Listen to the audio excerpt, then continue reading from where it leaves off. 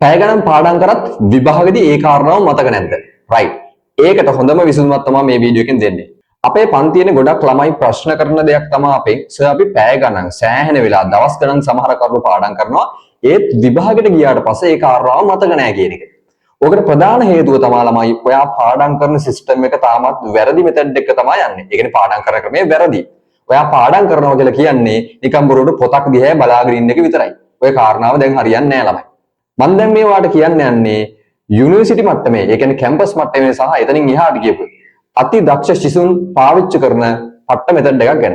මේකට කියන්නේ ළමයි ඇක්ටිව් රීකෝල් මෙතඩ් එක කියලා. ඇක්ටිව් රීකෝල් මෙතඩ් එක කියලා. මුලදී මේක ආරම්භ කරන එක පොඩ්ඩක් අමාරු වෙයි. හැබැයි මේක ප්‍රැක්ටිස් කරගෙන ගියාට පස්සේ වැඩේ හරි පහසු වෙනවා. ඔන්න තමයි හොඳට අහගන්න. ප්‍රධාන පියවර 3ක් යටතේ තමයි මේ වැඩේ කරන්නේ. පළවෙනි පියවර තමයි ඔයා අදාළ පාඩම හොඳින් කියව ගන්න. හරිද? මොකක් හරි ඔයා පාඩම් කරන කොටස හොඳින් කියව ගන්න. ඒක දෙපාරක්ද, තුන් පාරක්ද, හතර පාරක්ද, පස් පාරක්ද කමන්නේ. ඒක හොඳින් කියවන්න. හොඳින් කියවන්න. දෙවෙනි පියවර තමයි ඔයා ඒ කියවපු දේ නැවත හොඳින් මෙනෙහි කරන්න. දැන් පොත ඇරලා නෙමෙයි, පොත සම්පූර්ණයෙන් වහලා තියෙන්නේ. ආයේ පොත දිහා බලන්නේ නැහැ. පොත වහලා තියෙන්නේ.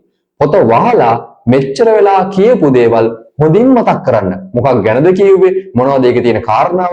මොන සංසිද්ධියක් ගැනද කියවෙන්නේ? අන්න ඒ වගේ කරුණු ඔයා ගැනීම ඔයා තුලින්ම ඔයා ප්‍රශ්න කරන්න. ඒත් එක්කම ඒකේ තියෙන කරුණු පුළුවන් දේවල් උපරිමයෙන්ම කොලේ කහපව් ලියන්න පටන් ගන්න. ඒ මොකද්ද මෙච්චර ලගිවේ දෙවෙනි ස්ටෙප් එක. තුන්වෙනි ස්ටෙප් එක තමයි නැවත පාරක් කහපව් ඔයා අර කියවපු දේ ශබ්ද නගා මතකයෙන් කියවන්න try එකක් දෙන්න. හොඳට මතක තියාගන්න මේක පට්ට මෙතඩ් එකක්. පුළුවන් නම් try කරලා බලන්න. මුලදී අමාරු වෙයි.